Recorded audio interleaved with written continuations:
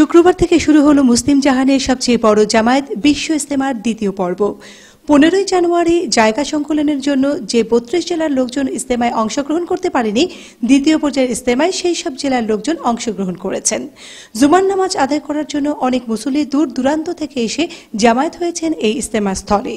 পবিত্র হজের পর এটি হচ্ছে মুসলিম জাহানের সবচেয়ে বড় জামায়াত। আজ যারা এই জামায়াতে এসেছেন তারা 3 দিন ইজতেমা স্থলে থেকে আখিরি মোনাজাতের পর দলে দলে ভাগ হয়ে ইসলামের দাওয়াতে বের হয়ে পড়বেন।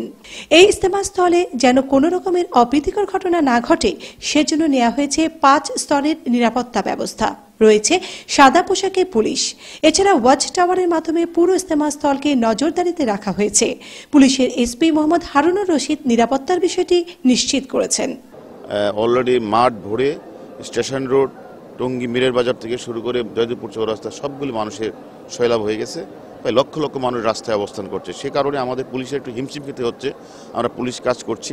প্রচুর পরিমাণ বিদেশিরা এবার এসেছে এবং প্রায় 92টি দেশের 8300 মুসল্লি অবস্থান করছে এবং তাদের নিরাপত্তা পর্যন্ত আমরা আপনারা লক্ষ্য করছেন ক্ষেত্রায় ক্ষেত্রায় প্রচুর পরিমাণে সাদা পোশাকে পুলিশ দিয়ে রেখেছি এবং তারা সেখানে আছে, অবস্থান করছে এবং আমার মনে হয় তারা যেখানেই যাবে আমাদের কাছে সেই নিউজটা থাকবে এবং যেখানে যাবে ওই জেলার পুলিশ বা ওই জেলার আমরা সবাই তাদেরকে খেয়াল রাখবে এবং দেখভাল করবে।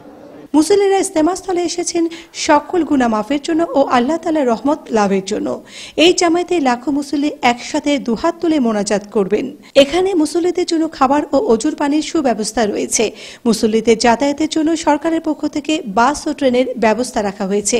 সকল ধর্মপ্রাণ মুসল্লিরা জামায়াতে হয়েছেন যেন আল্লাহ রাব্বুল আলামিনের নৈকট্য লাভ করতে পারেন।